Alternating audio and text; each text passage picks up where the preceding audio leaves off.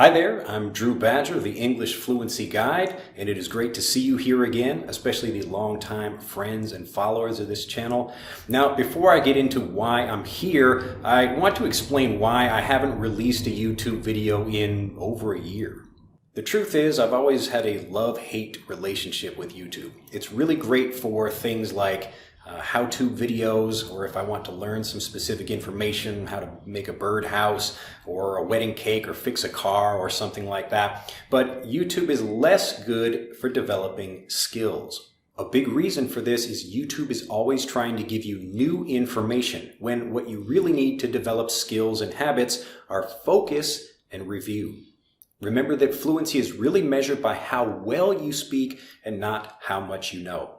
Now, I understand the great power of focus, so rather than continue producing more content, more random videos about various grammar points or whatever on YouTube, I decided to focus on just one lesson.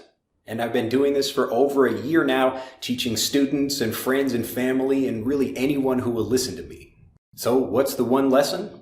Well, I've been guiding people to fluency for nearly 20 years, and all this time it's been actually quite difficult to explain what I do and why it's so helpful. After many years of experience, teaching just became automatic for me. So I took the past year to really figure out what I was doing, not only to explain to students, but also to members of my team. The truth is, fluency is a simple process. In fact, it's so simple because you were born to speak. But there are a few pieces of the process that need to be explained in the right way. Now, as I taught this lesson, I also discovered that the people I'm best able to help are, not surprisingly, the people most like me. So these people, number one, they understand the power of focus, and they don't want to jump from random video to random video or from course to course. Number two, they are systematic, and they can follow a simple plan if they have one.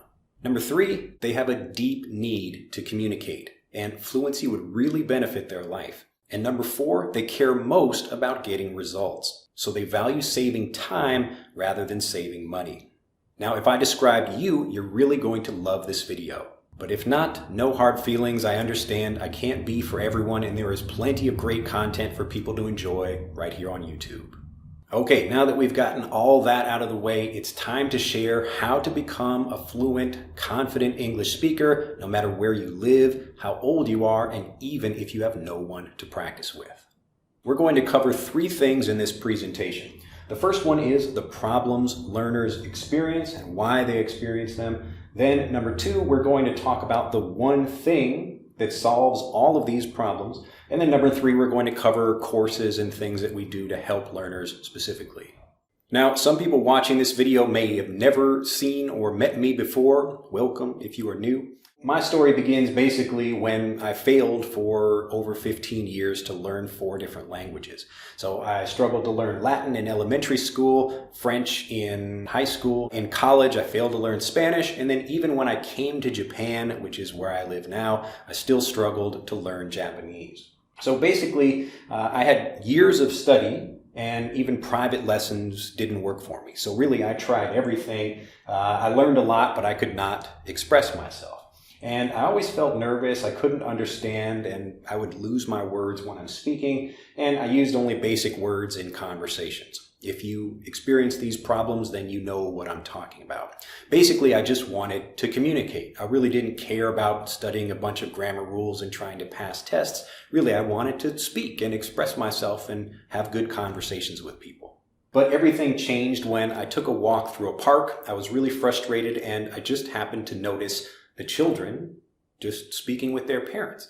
And I was wondering to myself, why are these 2- and 3-year-old kids able to speak so well with their parents? And me, even studying very hard for many months already, I still couldn't really say more than basic sentences. Now, watching these kids, I finally realized why I struggled to speak, and I also saw that it wasn't my fault. Basically, the discovery is that there are 2 ways of learning languages. So we have the ESL approach, so in my case that was Japanese as a second language, but it's the same thing for English learners.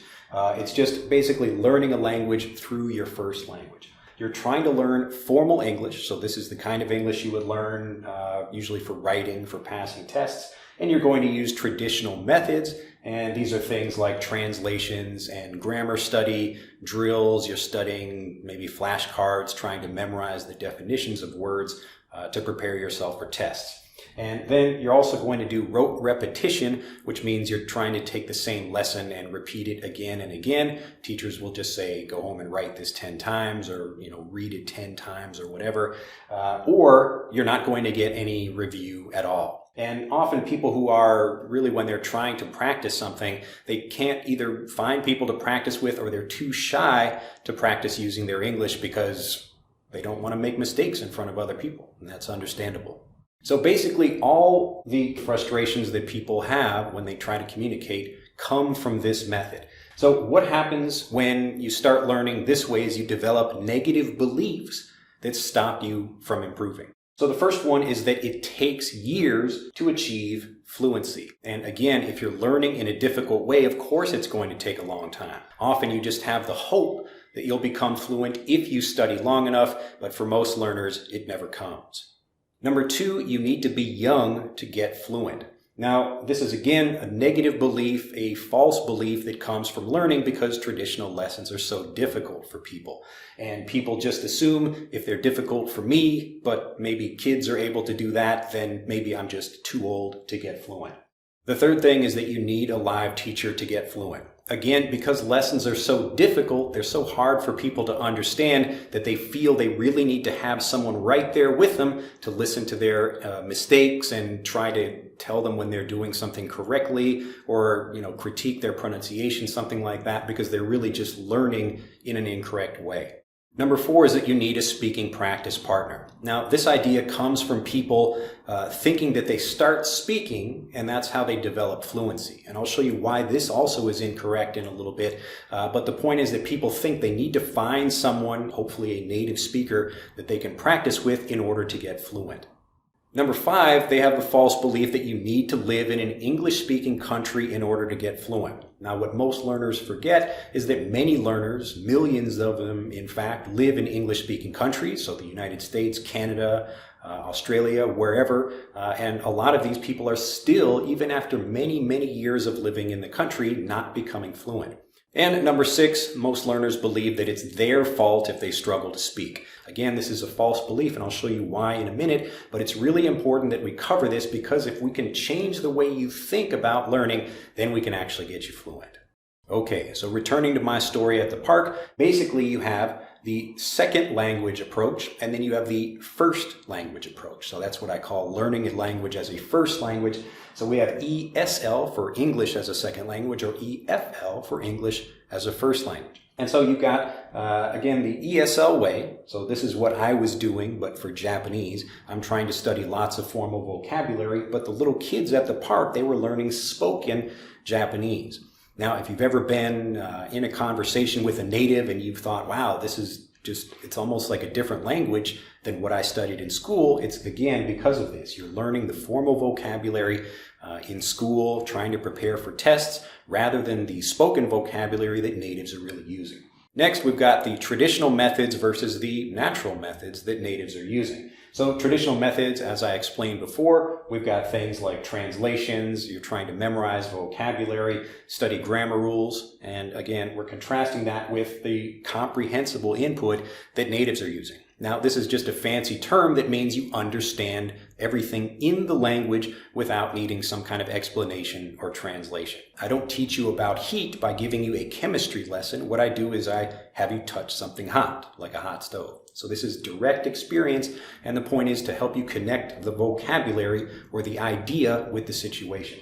And then for more difficult things, so maybe touching something or tasting something is really easy, but for more difficult things, we use stories. And this is a lot easier. This is really how we communicate. We usually think in stories. And so when we're learning this way, this is the natural way we should be learning, rather than trying to get a list of something and hoping to remember that. So it's much easier, just like you remember songs very easily or stories from your childhood, much more easily than you would if you had to just, maybe your parents told you a list of things like that. So people don't communicate that way, and we don't learn that way either.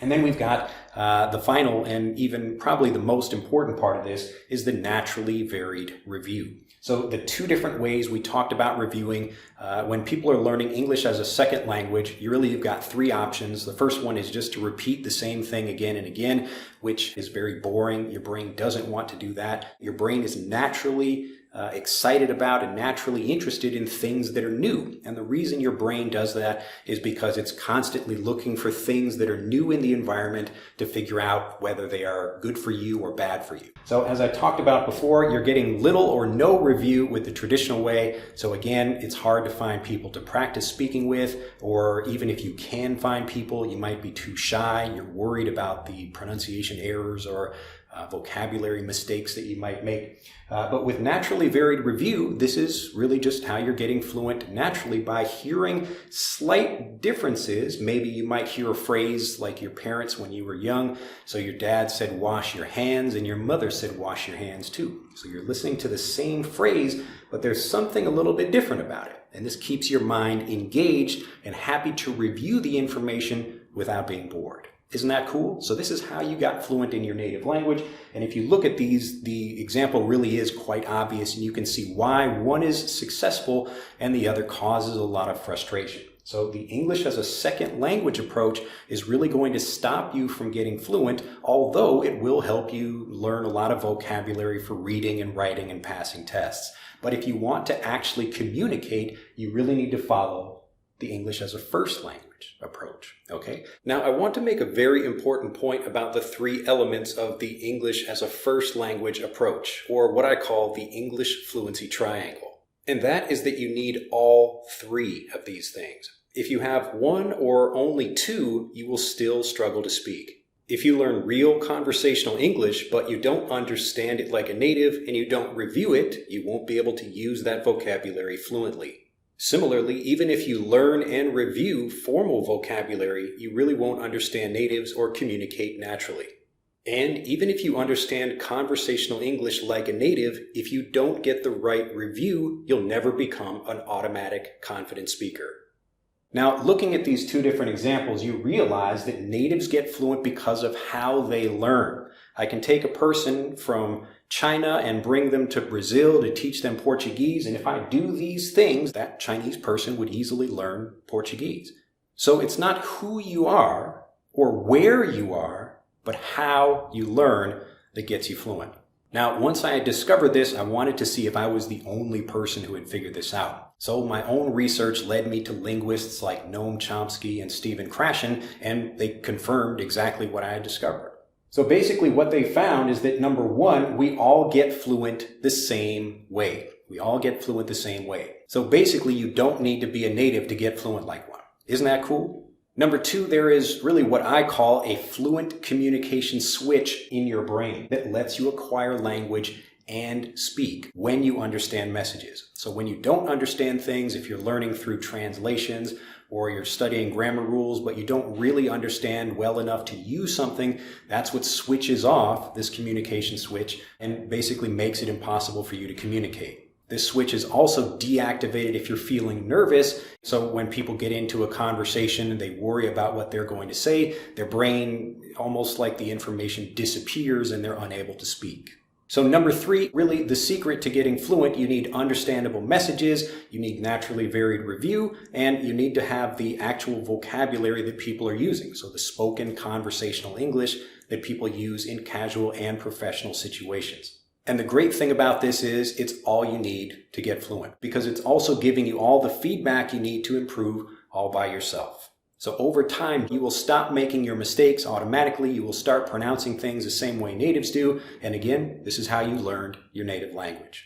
Now, I want to make a quick point here that speaking is not bad, it's just not necessary.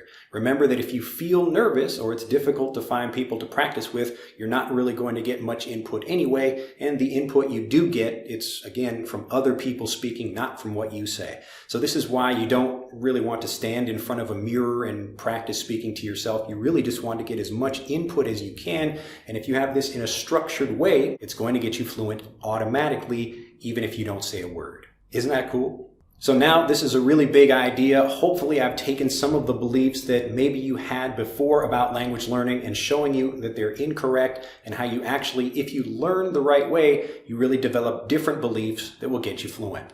So number one, you don't have to know the whole language in order to speak fluently. Remember that when young children are learning a language, their vocabularies are really small, but they're able to use that vocabulary fluently because fluency is actually developed word by word as you understand information rather than you studying for months and months and years and hoping fluency develops. But you don't need to know the whole language, and that's why you're actually much closer to fluency than you might think. So if you focus on the things that you need to focus on just for your life, you can learn that and become fluent very quickly.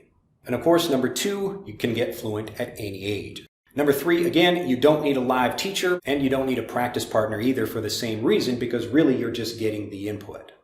Number four, you don't need to live in an English-speaking country. You can get fluent anywhere as long as you get the right input. And number five, this is my personal favorite. It's the teacher's fault. It's my fault. It's the teacher's fault if you don't get fluent, not yours. Now, to sum all of this up, hopefully I'm not going too fast. I know I'm giving you a lot of information, but hopefully this makes sense. The traditional way, people think that you start by speaking and you keep practicing and speaking and speaking and speaking, and at some point you get fluent. That's really the traditional understanding of how language learning works. But what really I saw, and what's been the case for me and my own students, is that you begin with understanding. Understanding leads to confidence because you know you're going to say something correctly. When you say something, oh, I know how to use that expression. You feel that when you're learning. So when you're learning these things, when you understand something, that gives you the confidence to use something, and that's when you speak. If you don't have confidence about what you're saying, of course you're going to be shy. You're not going to want to express yourself. So remember, understanding. You get the right input. You really solidly really understand what you're saying, so you can think, I'm actually thinking like a native speaker, rather than trying to think through translations or think about grammar rules or something before you speak. So when you really understand, you've got confidence, and that's when you start speaking. Okay, so now finally getting back to my story, once I had discovered this at the park and I'm researching all of this and trying to understand not only how to teach better, but how to learn myself, I start applying these things and some amazing things start to happen. So I'm learning the real conversational language people are using, and I'm learning it as a native would learn it rather than trying to learn it through translations or explanations. And then I'm also getting that naturally varied review. I'm hearing different people say things in different ways, or I'm learning different vocabulary at different times. So very quickly, I became a good speaker. But again, it wasn't in the whole language. And even today, after I've been learning Japanese for years, I still don't know everything. There are lots of things I still can't have great conversations about. But in the same way, I can't have great conversations about particle physics in English. So my job is not to know everything. It's to know and have great conversations about the things I care about or the things that happen in my life.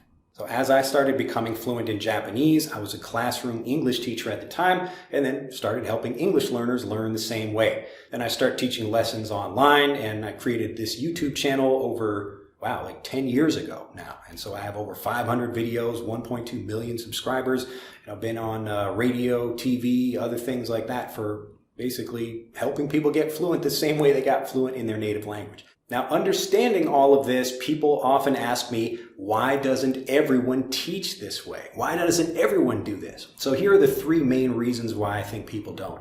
The first one, as I covered before, is that most learners and teachers don't believe it's possible.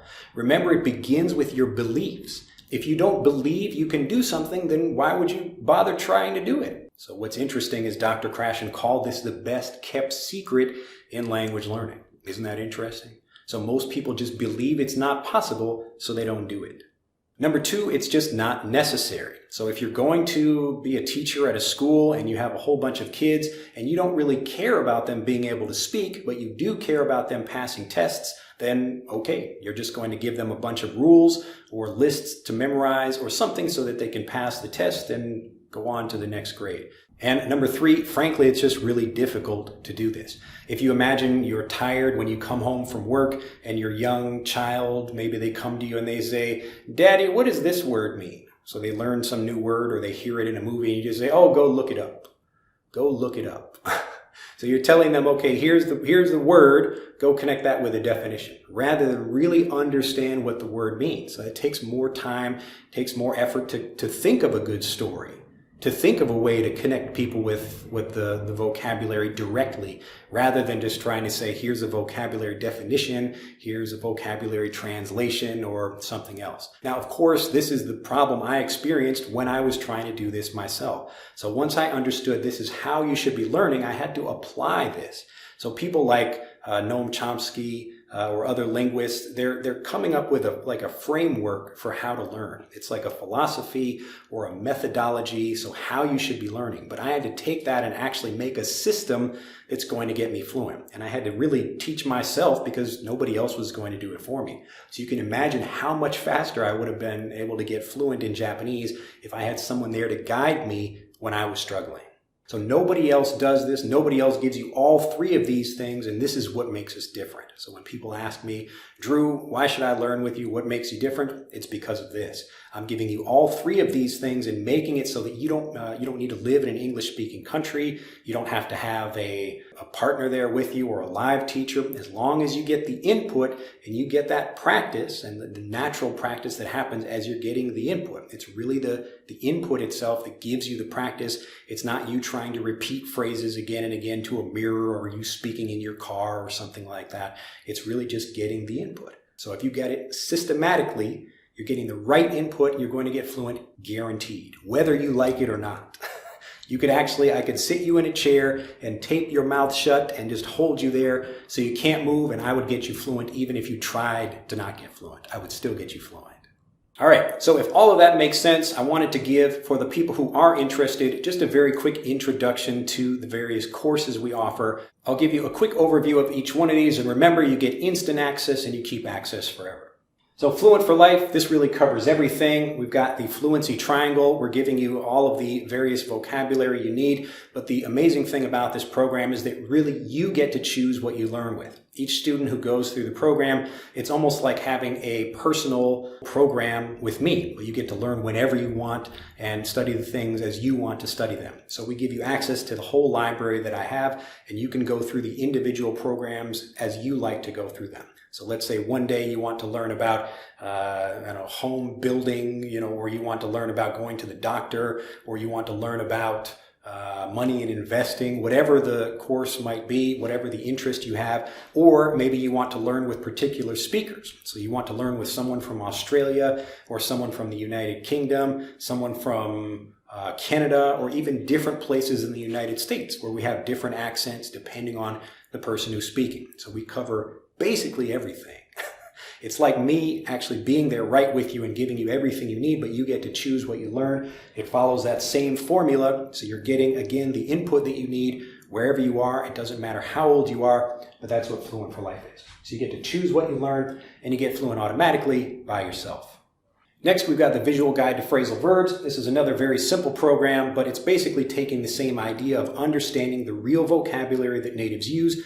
Phrasal verbs, I tell people to learn these because it's one of the most important things you can learn as a student, because this is really one of the first things that children are learning. They're starting to build phrases like pick up or put down or turn over, things like that. And with just a few different words combined in different ways, you can really grow a large vocabulary that you will use very often, very quickly. So phrasal verbs are much better to learn than something like idioms. Idioms are helpful, or proverbs, other things like that, but phrasal verbs will be used much more frequently. So rather than getting the whole Fluent for Life program, if you just want to start with something small, but it's going to teach you in the same way, very focused, that's the Visual Guide to Phrasal Verbs. And it's going to give you my 3-step formula for mastering this automatically.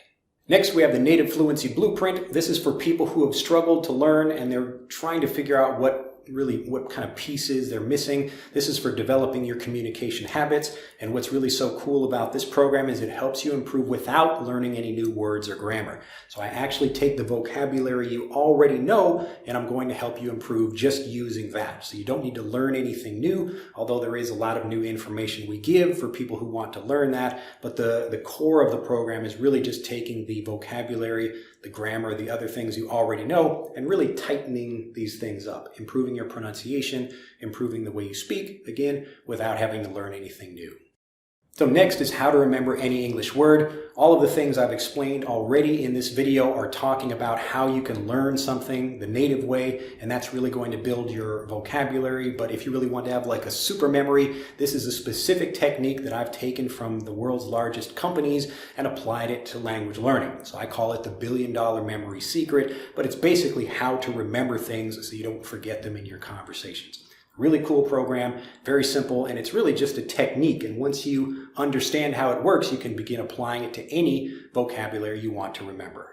And finally, we have Frederick Learn to Read. This is a program I've developed over many years, but I really wanted to have a system where we could start at the absolute beginning, whether for learning vocabulary or grammar or pronunciation, and it would take you through a lot of the basic grammar, all of the pronunciation that we have in English. But the really cool thing that we do with the app is that we let you discover the rules for yourself. So you get to find words, you get to learn what they mean the same way natives do. Again, it's applying all the same principles of the Fluency Triangle, but it's just in an app that lets you do it yourself. If you'd like to learn more about these programs, you can click on the link in the description or in the link in this video. But the most important point here is whether you learn with me or not, all the information I've given to you will get you fluent if you follow that. Thank you very much for learning with me. If you have any questions, put them down in the comments below. Really, probably the biggest question people ask is which program should they try first? Really, it just depends on what you're interested in. If you want to try something smaller like the Visual Guide to Phrasal Verbs or the Native Fluency Blueprint, you can try one of those. Or if you just want to get started, you want to start speaking fluently in the next 30 days or less, get Fluent for Life. So that's going to help you go through everything, but you get to choose what you learn with. You get so much content, but again, it's not supposed to be overwhelming. The point is you have so much to choose from, so it's like having me there with you, depending on what you want to learn, and I'll help you learn that, whether it's for your career or for everyday life, however you want to get fluent. You can do it wherever you like. And really, that's it for this video. So hopefully you've enjoyed it. If you have, do click that like button and share the video with anybody else who might be interested in getting fluent, especially other people who are clicking around. They've been trying to learn for years and they're still trying to figure out how to get fluent. Video hopefully explains everything. And if you have any questions, I'll see you in the comments. Bye-bye.